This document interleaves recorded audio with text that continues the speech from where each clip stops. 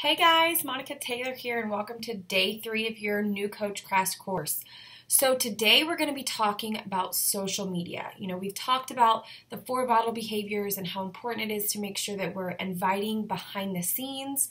We've talked about how important our personal development is in our growth, just not only physically, but also mentally as well. And we've talked about being proof that the product works and being, if we're walking the walk. And then we've talked about recognition and how important it is to share the successes that not only we're having, but that our team is having, that our challengers are having, and that you are being a part of. And so one of the things that is super, super important as a coach is how we use social media as a platform. Now, the first thing that, I'm going to reiterate it. I've said it a couple times in the other days, but I'm just going to reiterate it again. I am not a salesperson. I literally share my journey and what's worked for me for the past 4 years, and what's worked for my family and for hundreds of others that I've gotten to help. And so my goal is to help guide you in a way where we all have friends who work for other network marketing companies, and everybody has a different way of advertising whatever it is that they're doing. With us, yes, we have our Beachbody products, and yes, we have Shakeology, and yes, we have our workouts, but at the end of the day, what you're doing with your social media journey is you are branding you. These people are going to start following you and coming to you for help. We have tons of programs and products that they could use, but at the end of the day, we know that the biggest key to our success is the accountability piece, the coaching piece, the you. You are what's missing. We all know that we've tried workout programs before and we've tried to eat healthy, and anybody and everybody can do that.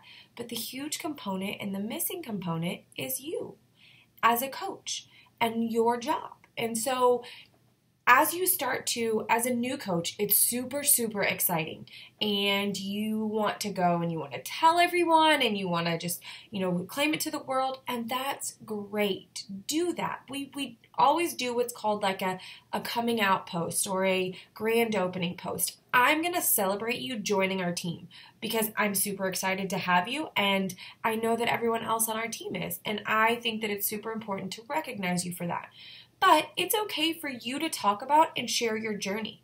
Most coaches will, do a post about how they've been on a health and fitness journey and they've come from a point A and now they're kind of at a point B, and now they've really decided to pay it forward and really wanting to help and encourage others. And so if someone's wanting to join you along the way, or they may see you posting a little bit more, then they are more than welcome to do that. Now, with that being said, you do not want to go and start. Your social media is your platform, and so it needs to be about you. When you sign on as a coach, Beachbody is a small portion of your life. It's a part of your life, but it's not your entire life. So if I were to go to your Facebook, I shouldn't see Beachbody, Beachbody, Beachbody, Beachbody. Now, does that mean that you can't post that you've done a workout, or that you are drinking your Shakeology, or that you are... No, absolutely not. You can totally do those things.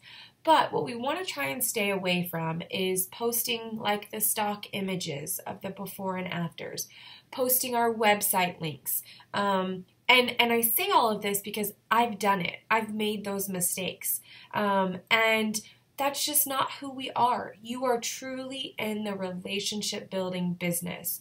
I rarely send people to my website because what's going on is I'm having a conversation with them behind the scenes, and I'm getting them set up, or I'm sending them an email. And so rarely do I even send people that I've been talking to my website link. So if I'm not going to send it to them behind the scenes, I sure as heck don't want to be posting it on my page, just because that's not really who I am. I want to build that relationship and that connection with someone so that I can truly help them. So that's what your Facebook should be about. And by doing that, by really thinking about who it is that you are and kind of who your brand is, who is it that you want to attract? So we always like to think about kind of our avatar. Who is that mom or wife or husband or male that you want to attract to your challenge group or to your coaching team? What do they look like? What kind of things that they do? What, maybe they have kids or maybe they have, and kind of start to think about those things. And as you begin posting on social media and, really sharing your journey, you're going to start to attract those same kind of people. And so it's important that we kind of, from the beginning, you start to brand yourself. You're building that trust with people. I don't know how many times I have conversations with people who have followed me for sometimes months on end. I haven't talked to them, they haven't said anything, but they've been watching my post. And I'm not posting, hey, here's an autumn, before and after, or here's a picture of a stock picture of Shakeology, or here's my website link. No, I'm sharing my journey. I'm talking about how I'm working out in the morning. I'm talking about how this is what we're having for dinner, and what my kids enjoy. I'm talking about my kids. So what we like to do with new coaches is we say to write down 5 things that you are other than a Beachbody coach. So for me, I'm a former teacher and a high school coach. I am a boy mom. I am also a sports mom. I love reading and spending time with my family, and I love crafting and hobbying and shopping. And so those kinds of things, along with being a health and fitness coach, are the things that I post about. That gives you topics to talk about. It gives you things, because I know one of the things that you come on as a new coach and, we talk about how you want to start generating that consistency with your Facebook. As a new coach, we strive to post 3 to 4 times a day. Again, these posts aren't, hey, Beachbody, join my challenge group. Hey, I'm a coach, come do this. Hey, here's my website.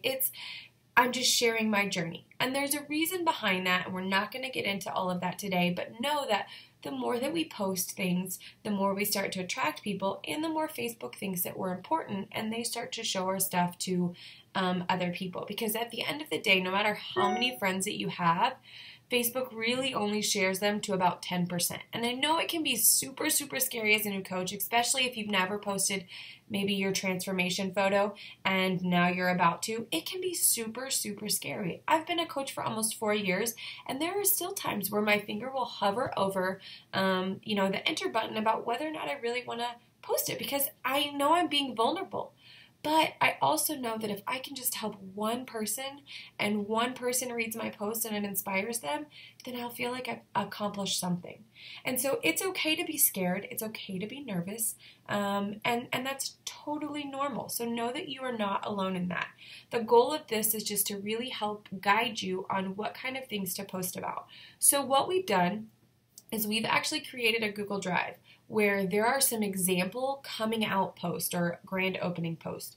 You are more than welcome to take a look at that Google Drive, look at kind of what the posts look like, tweak it and change it to make your own. Send it to myself or your coach, have us proofread it, kind of look at it and give you an idea of, whether or not it's going to be a great post.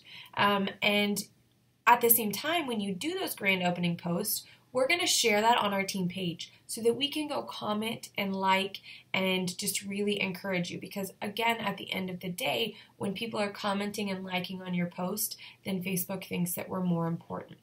So a couple reminders. I wanted to give you guys some tips before we close out today of some things to remember as a new coach. So like I said, your passion is always going to prevail. You want to have those 5 topics that are not health and fitness or that are not about being a coach. You want to be consistent, but you want to be different.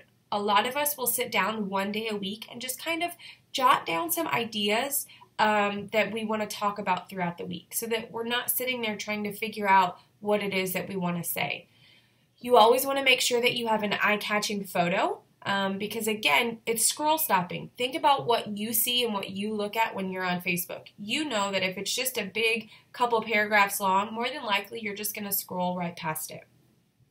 My next step is to create a group, and when you create a group on Facebook, you have to put someone in it. You can put your upline in it and then remove them. You can put your spouse, whatever, but you're just going to title it Post Ideas, and you're going to make it a secret group and no one can see it. You are going to use this I used to do it as an Excel document, but it makes it so much easier when you do it on Facebook.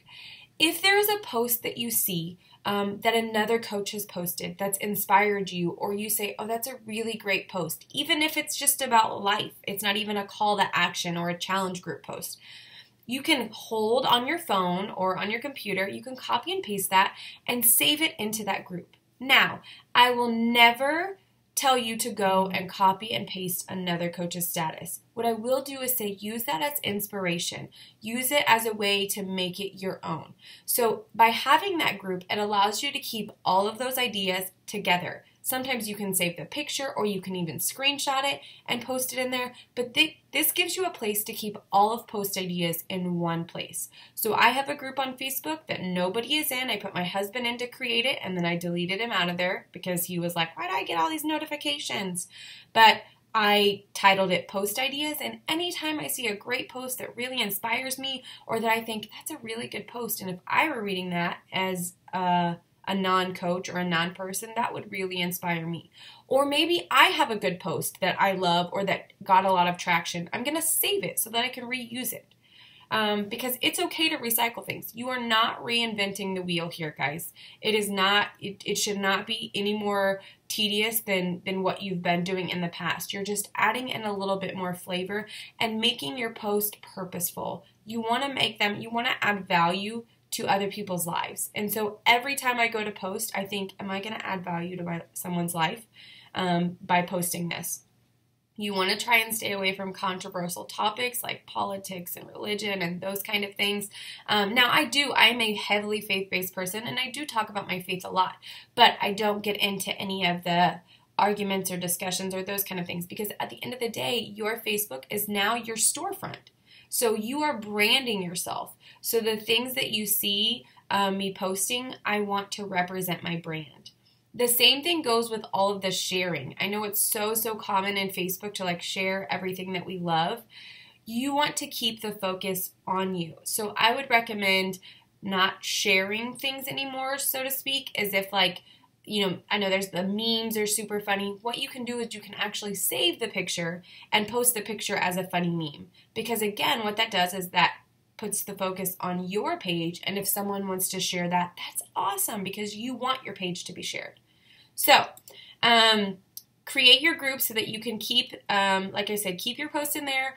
Praise, praise, praise. Talk about people a lot, whether it's people in our challenge group, whether it's people on our team. And guys, you are now a collector of stories as a coach. It does not have to be just your story. The most amazing thing about this company is that we have so many life-changing stories of people every day just like you and I. And it doesn't have to be a dramatic story. It could be, oh my gosh, a challenger in our group today wore a pair of pants that she hasn't worn in 10 years. That's huge. Celebrate that. You can talk about that. It doesn't have to be your challenger. Again, you're sharing the success that you are seeing within our Fit family.